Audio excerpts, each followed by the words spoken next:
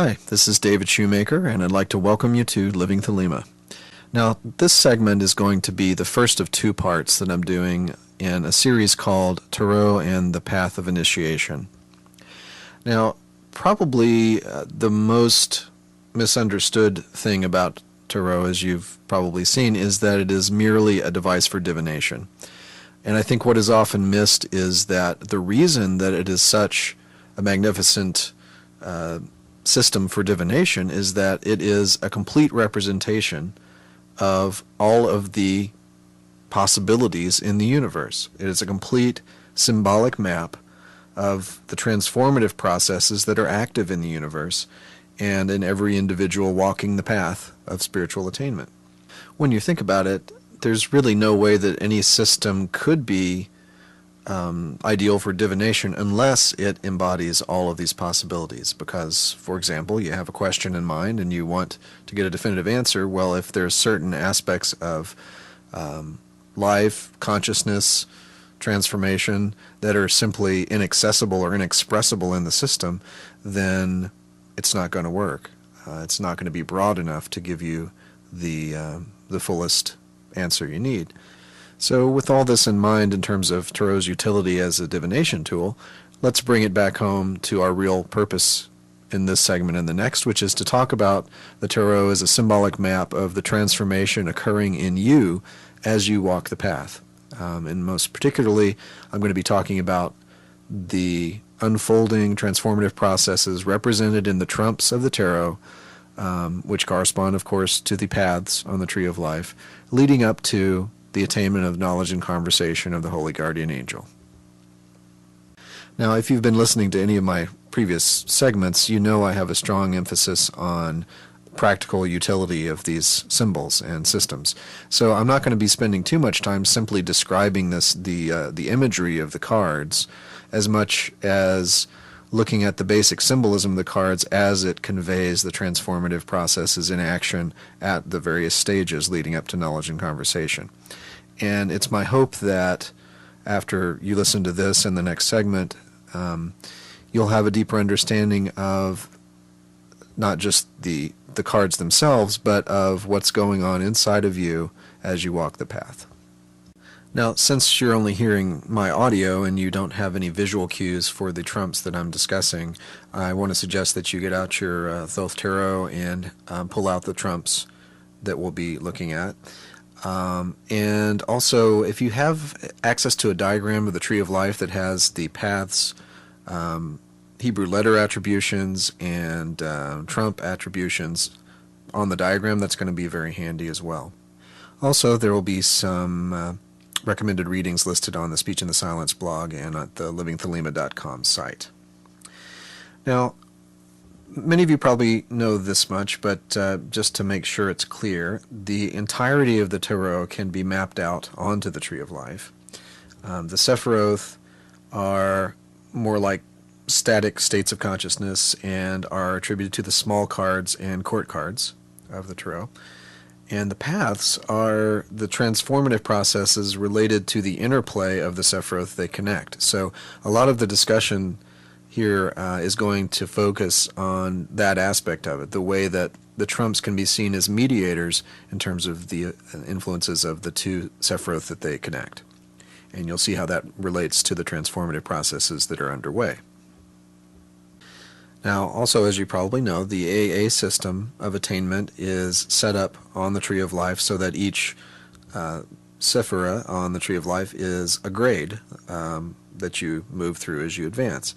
And in each grade, you're primarily going to be working on tasks that correspond to that Sephira itself, as well as the paths that lead to your next destination, the next step on the path. So, for example, when you're a neophyte, your tasks are going to focus on the nature of Malkuth, as well as the path of Tav that connects forward to your next grade, which is the grade of Yesod, called Zealot Er. So, as you are listening to the descriptions of the trumps here and the processes involved, keep in mind that that's the scheme. You know, you're working on what's ahead of you, and you're working on the trumps that symbolize and embody really what tasks are ahead of you on the tree. As with any discussion of the Kabbalah and the processes of the path of return, it's important to note that we're going to be talking about processes that relate to a certain sephira or a certain path, and in some respects you're going to be experiencing these processes at many points across your lifetime. For example, the sphere of Gabora, which corresponds to Mars and relates to energy and force and will. You're going to have moments that are Gaboran throughout your entire life, over and over, and many times in many ways. But what we're looking at here is the specific unfolding of the AA path, where more or less your spiritual location, so to speak, can be mapped out to a specific place at any given point. And that's the framework we're using today. But of course, you're going to have elements of these experiences and paths and processes across your life in many ways. Now let me do a real brief review of the nature of the Sephiroth below Tifereth. That is, the Sephiroth on the tree through which you will be passing in your progress from the AA grades of Neophyte through Philosophus and then on to Adeptus Minor.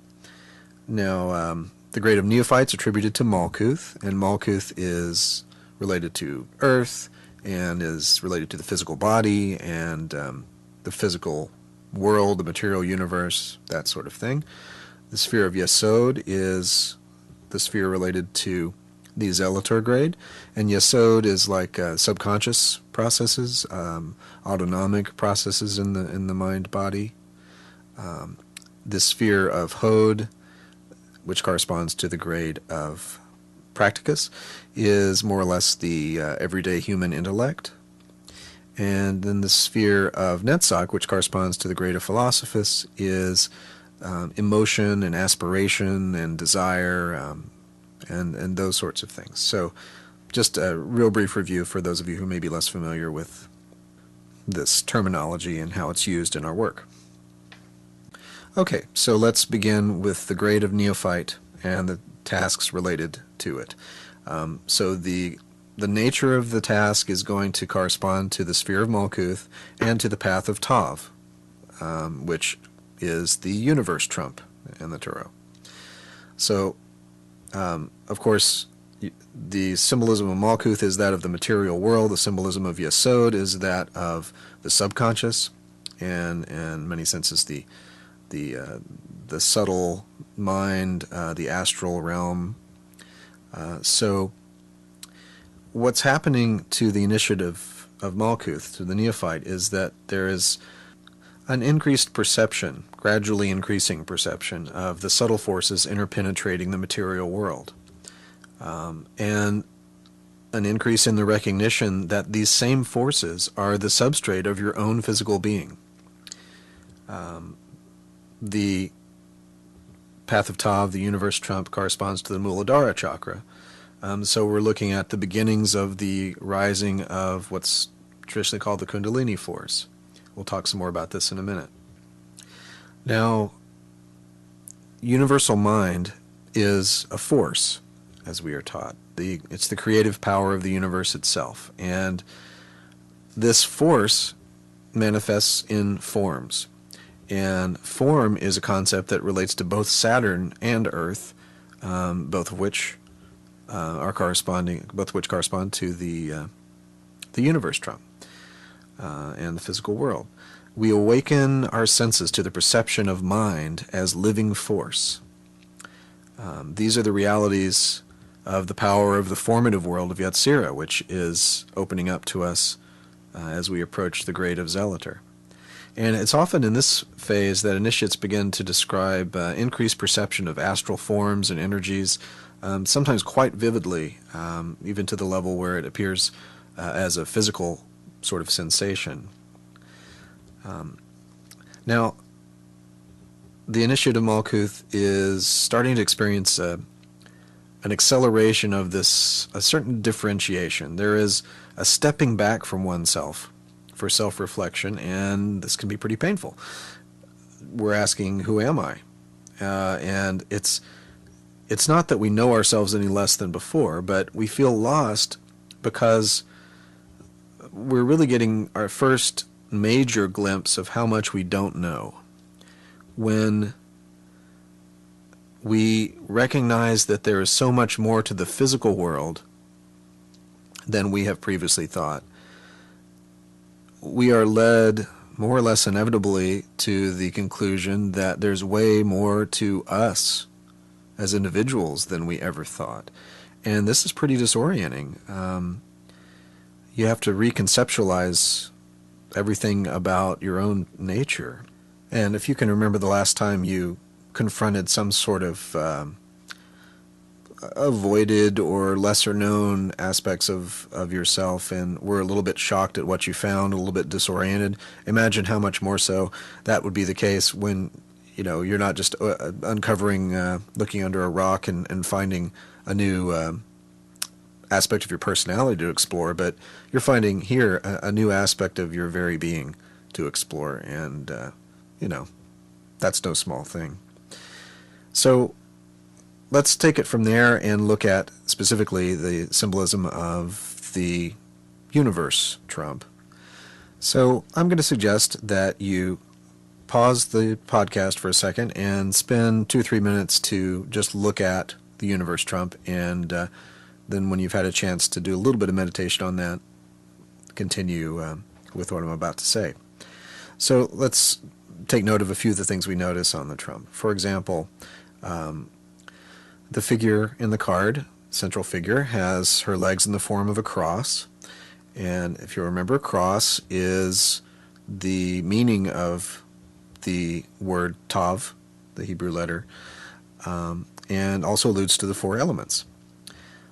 Now, you'll notice that she is partly veiled, and I think the veil in question here is what we've been discussing in terms of seeing past material forms and seeing the astral substrate beneath them. So this is the veil of nature itself, in a way. That barrier of conditioned ways of looking at the material universe that prevents us from seeing the true nature behind it, the deeper nature behind it. This is not at all a dualistic doctrine where the physical world is bad and what's good is the spirit behind it. It's not like that. It's that the material world is a veil for deeper truths, and we should value, therefore, both the truths as well as the way they are veiled in order to be explored and revealed to us. Another clue about the material universe being symbolized here is the 4 cherubim at the corners of the card. And we also, as I've alluded to before, have the symbolism of the Muladhara chakra active in this trump. Now, one of the ways of symbolizing the Kundalini force, as you may know, is as a serpent. And sure enough, we have a serpent here on this card. So we begin to learn something about the path of this serpent here in the universe card, and we'll see how this serpent force, this Kundalini, develops over the course of the other trumps leading up to knowledge and conversation. Okay, so in summary, what we've done so far, what the initiate has done so far, what you have done so far, is that you have entered into the grade of neophyte, come into a deeper relationship with you as a physical being and your physical surroundings, but also, and very importantly, through the work of the path of Tav corresponding to the universe, you have come into a deeper understanding of the reality behind manifest physical reality. The spiritual world veiled in form that is your new world to explore by virtue of tasks like mastery of the astral body, the body of light, and other tasks assigned in the neophyte grade. Now we move on to the grade of Zealot Er, which again corresponds to the sphere of Yesod. And in the grade of Zealot Er, therefore, you're going to have tasks which relate to Yesod, but also relate to the paths leading to Hod, which is your next step, right? So you're going to be dealing with the paths of Sheen, which corresponds to the Aeon trump, and Resh, which corresponds to the Sun trump.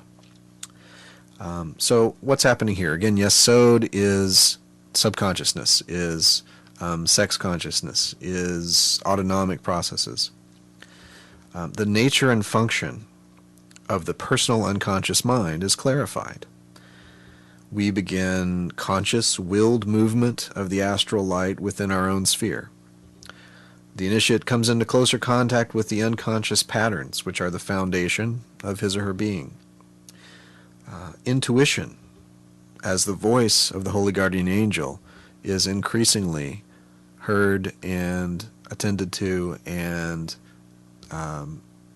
comprehended, at least on its own plane, at least in symbolic language, if not fully consciously. That would be later. That would be characteristic of the full knowledge and conversation.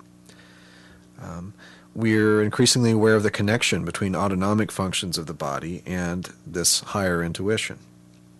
Dreams, intuitive flashes become more important symbol sets that we attend to. And we get what is traditionally known as the vision of the machinery of the universe.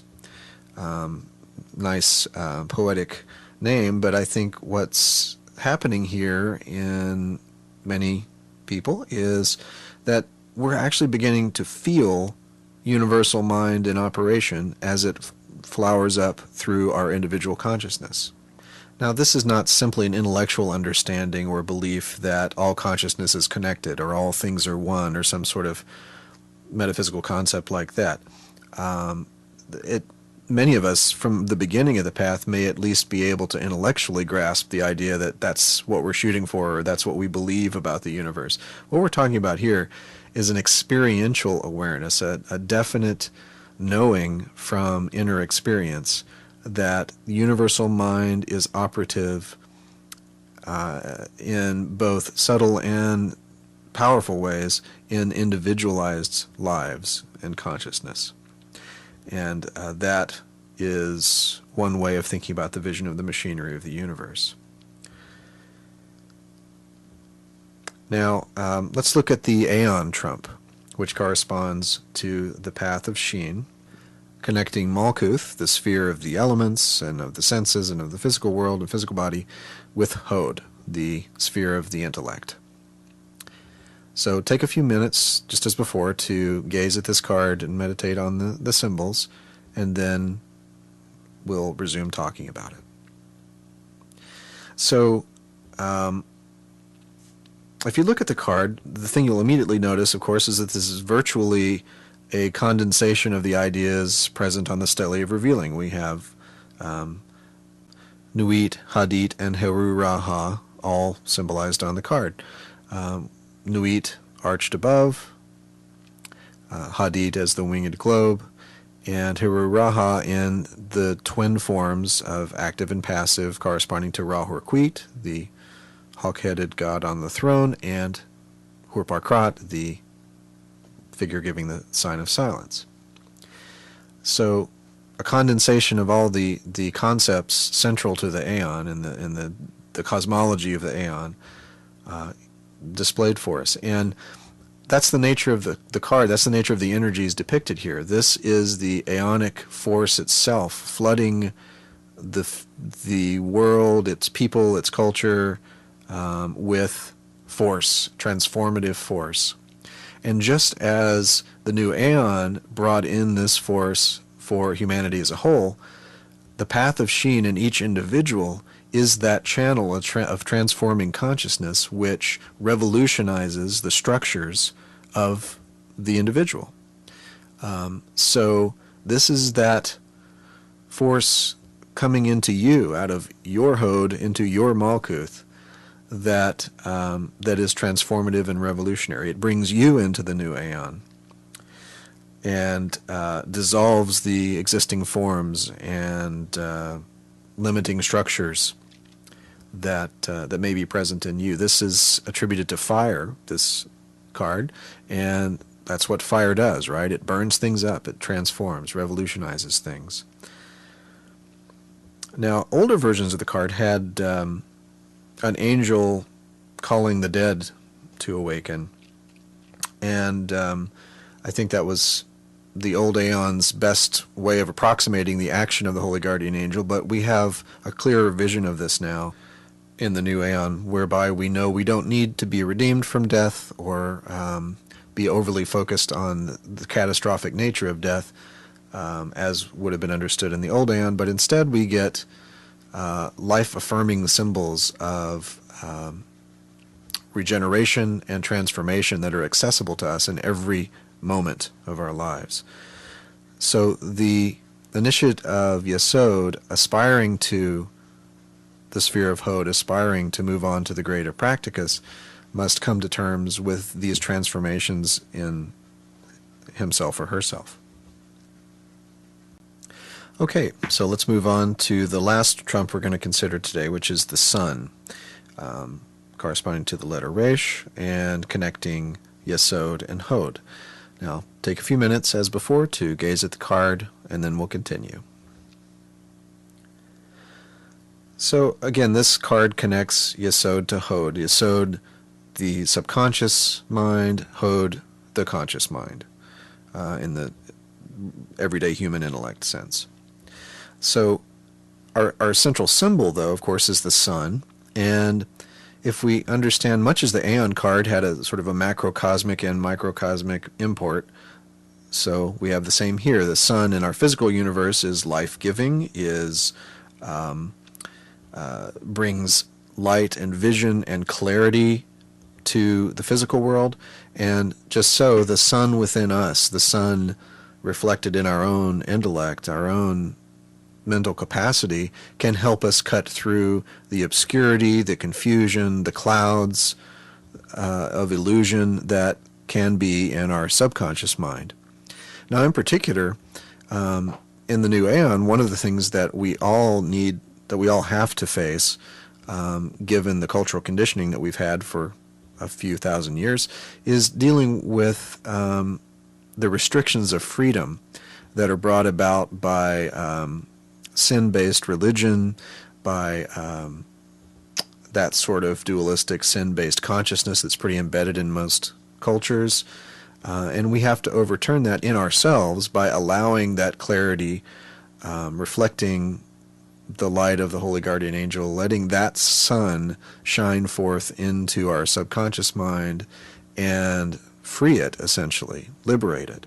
This is reflected in the imagery of the card, not just the sun itself, but also, of course, the children dancing on the green earth, and all of the sort of beautiful freedom that seems to be conveyed in that. They're shameless, they're innocent, they're young, joyous. This is a depiction of new aeonic freedom of consciousness that is attainable for each of us when we have successfully gone through the ordeal of this path. The sun is also attributed, the sun card, that is attributed to the Anahata chakra, which is at the heart center. And if you think about all that I've just said in terms of the freedoms of the new Aeon and the liberation from shame and guilt and all of those traps, it's not hard to summarize all of that by the sort of the perhaps cliched but fairly accurate idea of the heart awakening, the opening of the heart chakra, the Anahata chakra, where true agape, free love and acceptance of the unity of being of all things is more accessible to us because we're not living in restriction and fear and shame as so many who have gone before us have had to contend with. So that's where we're going to pause for this segment, having brought ourselves through Neophyte, through the path of Tav, to the grade of Zealot Er, and through the paths of Sheen and Resh. And in the next segment, I'll continue and we'll move through the the tasks relevant to the grades of Practicus and Philosophus and Dominus Luminous, and you'll see how the rest of the path unfolds up to Knowledge and Conversation, again using the trumps as our symbolic guide. So, if you have any questions or comments about any of the ideas I've talked about today, feel free, as always, to email me at livingthelema@me.com, and also visit livingthelema.com for more information about me, my biography, and the recommended readings and other resources that we have on the site there. So I hope this has been interesting for you, and I will look forward to sharing more with you on the next segment. Do what thou wilt shall be the whole of the law. This is David Shoemaker, and I'd like to welcome you to Living Thelema. This segment is part 2 of Tarot and the Path of Initiation. So I'm definitely going to recommend that you go back and listen to part 1 of this series if you haven't already. Also, here's some preliminaries to get us into the material today. I'm going to recommend, as I did last time, that you have the tarot cards, the trumps that we're going to be talking about, handy in front of you. The ones we're going to be talking about today are the Moon, the Emperor, the Tower, the Devil, Death, and Art. And also, as with last time, if you have a diagram of the Tree of Life, preferably with the trumps laid out, the trump names laid out on the paths, that would be a good reference for listening today. Now, you'll remember that we're discussing the tarot trumps that correspond to the tasks of the AA system in the first order, leading from Malkuth up to Tefereth. And in the last segment, we covered the Neophyte grade and the Path of Tav. We covered the Zealot Er grade and the paths of Sheen and Resh. And now we're going to move on, starting with the Practicus grade, which corresponds to Hod. Now you'll recall that for each grade and the tasks that go along with it, we're looking at two things, two symbolic maps, really. The first is the Sephira that corresponds to the grade itself. So for starting off today, we're going to be talking about Hod and Practicus. And the second symbolic layer is the paths leading to the next grade of AA, and that's always going to be the thing you're working on at each stage, is tasks that correspond to the paths leading you forward. So, for example, for the Practicus of Hod, we're going to start by talking about not only Hod and its nature, but also the paths leading to Netzach and the sphere and the grade of Philosophus. So those paths are going to be the paths of Cove, the Moon, Sati, the Emperor, and Pe, the Tower. And do keep in mind that the overarching principle we're demonstrating here is that every task in the first order of AA, all of the transformative processes that are going to be shown to correspond to the trumps, are all there to lead towards knowledge and conversation of the Holy Guardian Angel. These are all magical and mystical muscles, if you will, that are being trained across the first order grades. And I think you'll see by the end of this discussion why everything's been necessary, why all of these processes are appropriate and essential to the unfolding path towards knowledge and conversation. So, with that in mind, let's get started. So we begin with the grade of Practicus corresponding to the sphere of Hod. Now, in terms of the Hod symbolism itself, the main metaphor we're working with here is that of a cup and of water. Now, you'll notice that in the AA system, the magical weapon that you craft as a Practicus is the cup, and the element to which the sphere is attributed is water. And one of the reasons this is so appropriate and so important in terms of understanding its nature is Hod is the intellect, the regular human intellect. But the initiate of Hod is coming into a deeper understanding, a deeper recognition of the individual mind as a vessel for universal force. The individual mind is a reflective mirror of the macrocosm in the microcosm.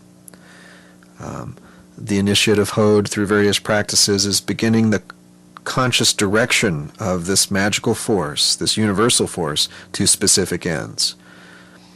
Now, if we understand that the mind and the human constitution is a microcosm of the greater, then I think you'll begin to see why this is a necessary step towards truly being able to control and direct magical force. As soon as you have a working relationship, a functional relationship, between aspects of self and aspects of the seemingly outer world, you have a greater ability to manipulate those forces in the seemingly outer world. If you don't have a sense of the correspondence between inner and outer, between microcosm and macrocosm, then how can you possibly most effectively move the forces and direct them according to your will? Speaking of will, one thing you'll notice about Hod is that the path above Hod, connecting to Gevura, connects Hod to the idea of will. The hanged man is the trump there. We're not specifically talking about the hanged man today, but the connection between the mind in Hod and the will force in Gevura is not one to overlook. Now, aside from the nature of Hod itself, we've got to look at the paths that correspond to the trumps leading to Netzach. And the first of these we're going to look at is the path of the moon, the path of Cove. This, of course, connects the sphere of Malkuth with the sphere of Netzach. And if you think about what these spheres represent, Malkuth, of course, the physical world, the physical body, and Netzach, desire, emotion, aspiration, fire. And what would a transition between these realities look like, feel like? And I think one way of thinking about that is that it's that transition between the secure and the known and the safe and the more or less concrete realities that surround us in our physical lives, and the irrational, the fiery, the emotional, the transcendent reality that is symbolized by Netzach. And this path of Cove, the moon, as depicted on the moon trump, has quite a bit of that quality to it. It's this night passage, this passage through the dark, the unknown, the vague, the cloudy, the fearsome aspects of the unknown parts of ourselves, the unconscious. You know that Cove, as a letter, refers to the back of the head. And that's, of course, where a lot of these kind of primal autonomic brain functions are located. And that seems very appropriate for this transition that we're talking about. We have to master the fear that is in that kind of reptilian brain in order to proceed on the path towards knowledge and conversation. Then, moving on, we look at the path of the Sati, which corresponds to the Emperor trump. This connects the sphere of Yesod and the sphere of Netzach. Now, Yesod is the instinct, the generative aspects of the self, the sex force, the intuition, and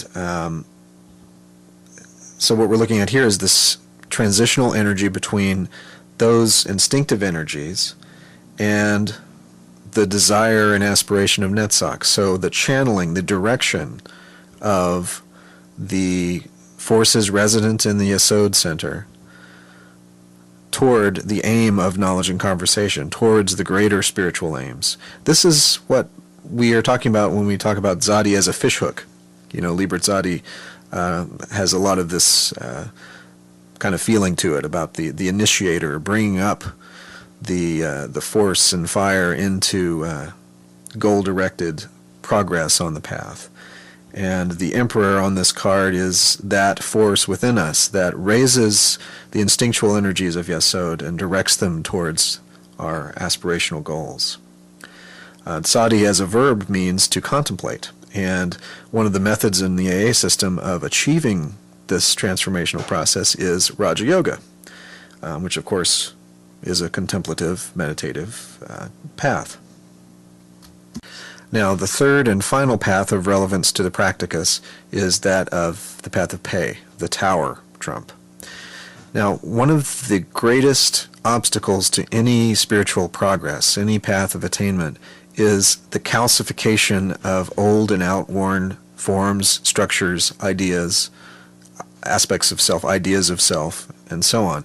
We simply must be mutable, flexible, changeable enough to let our own evolution take place. If we're clinging too much to old ideas and ideas of self especially, then how can growth really take place? So the Tower trump, among other things, symbolizes, since it connects Hod, the sphere of mind, and Netzach, the sphere of desire and aspiration, the Tower trump shows the fire of Netzach coming in and destroying and reshaping and transforming the old and outworn ideas that have become calcified in the mind.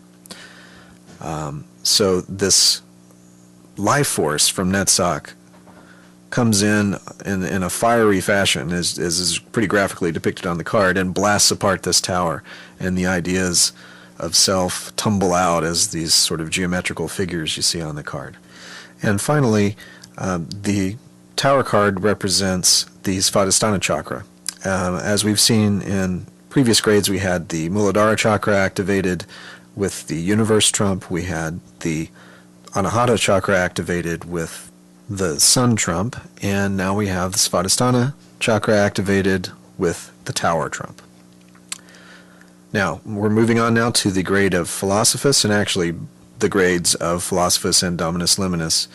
So we're dealing with several symbolic components here. We've got the sphere of Netzach. We've got the veil of Parochus at the threshold of the second order, the veil that sort of hangs below Tefereth, corresponding to Dominus Liminus. And we've got three paths, the final three paths in our approach to Tefereth in the Knowledge and Conversation. The paths of Ayin, which is the Devil trump, Nun, which is the Death trump, and Samek, which is the Art trump.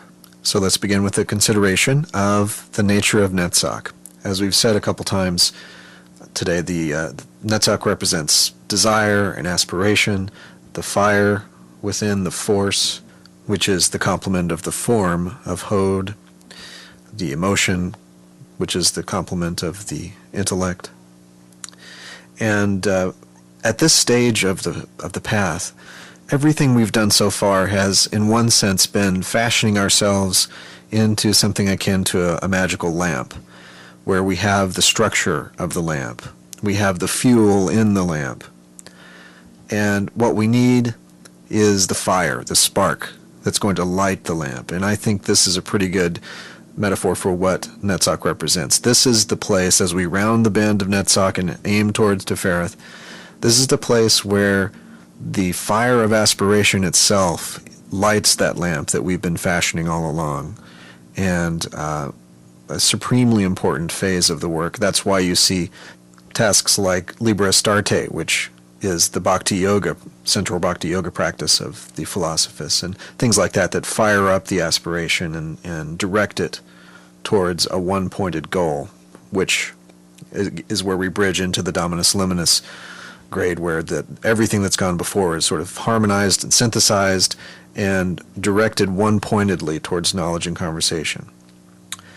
So that's the nature of Netzach as it relates to the path here. Now, one of the things that's almost an inevitable side effect of this phase of the work is that you're putting so much focus on firing up that aspiration that this is a perfect opportunity for aspiration to waver, to when we've challenged ourselves to maintain constant, vigilant aspiration.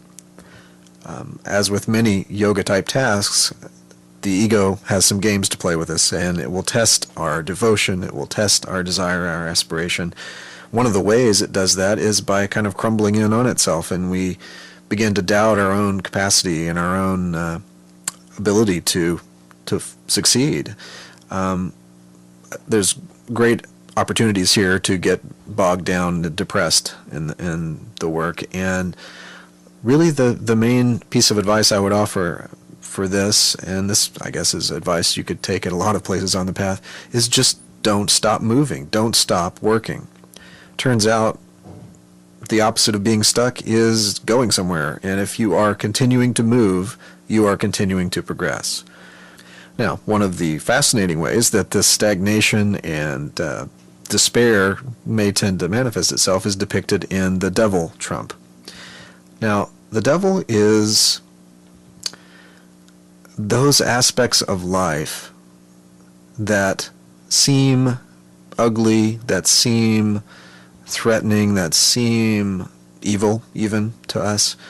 And the task of working the transformative energy of the devil trump has to do with seeing past the apparent appearance of evil, the apparent negative reality in front of us, and recognizing that even this, which is so abhorrent to the ego, is the work of the angel, is a perfected reality manifest for us to grapple with and learn from.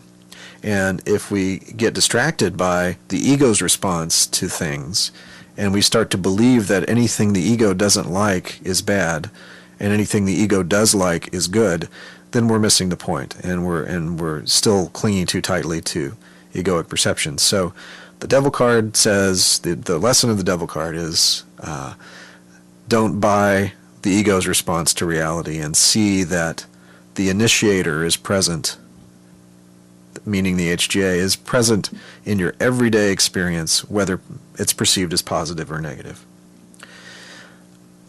Now, this is highly relevant to the spheres that the devil trump connects. It connects Hod and Tefereth. Hod's the intellect, Tefereth is the enlightened spiritual center, and so it's depicting the relationship between what our mind's trying to do with the path of initiation and what the real center of our spiritual selves is doing with the path of initiation. Now moving on to the death trump. The path here is the path of Nun that connects Netzach, the sphere of emotion, desire, and aspiration, with Tefereth, the spiritual center. And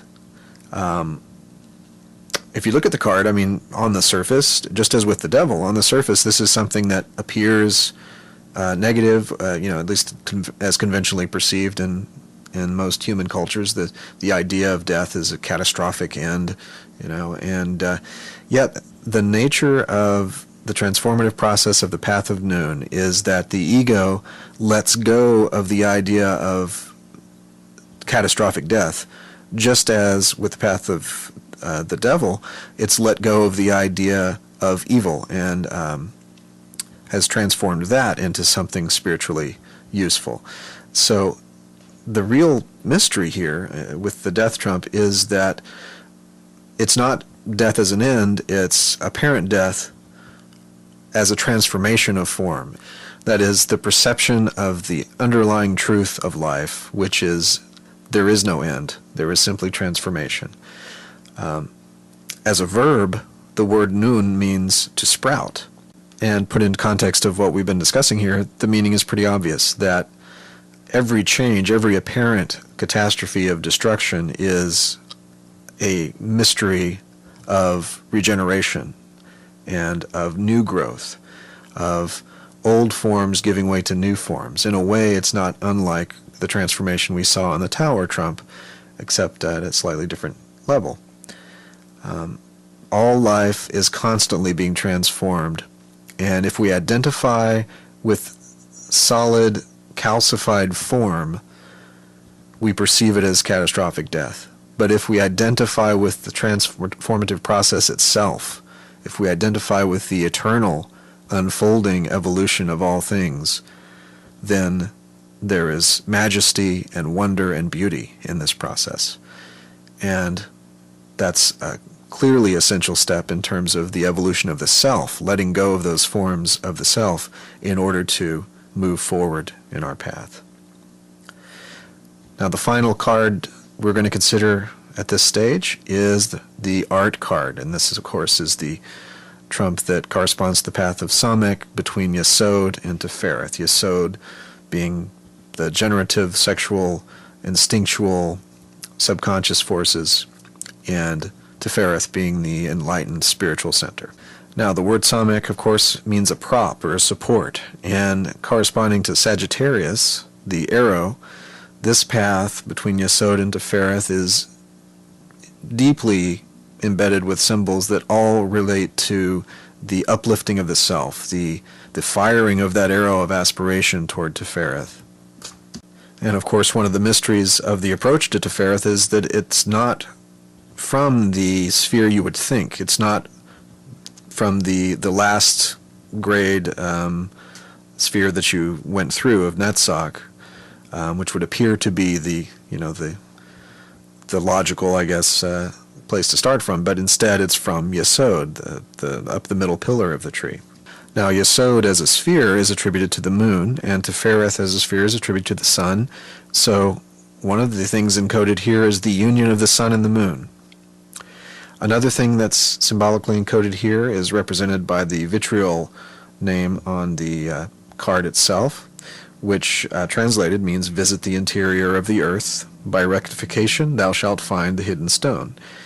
And that hidden stone, of course, is the stone of true will, the stone of true selfhood, symbolized by the knowledge and conversation of the Holy Guardian Angel.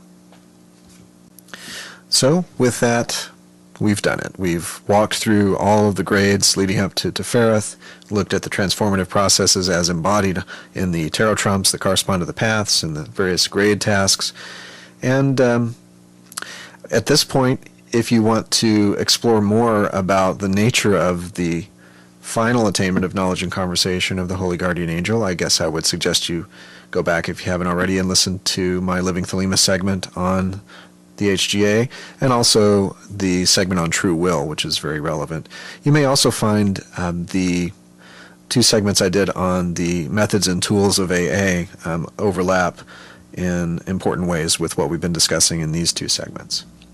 Now, if you have any questions, as always, feel free to email me at livingthelema@me.com.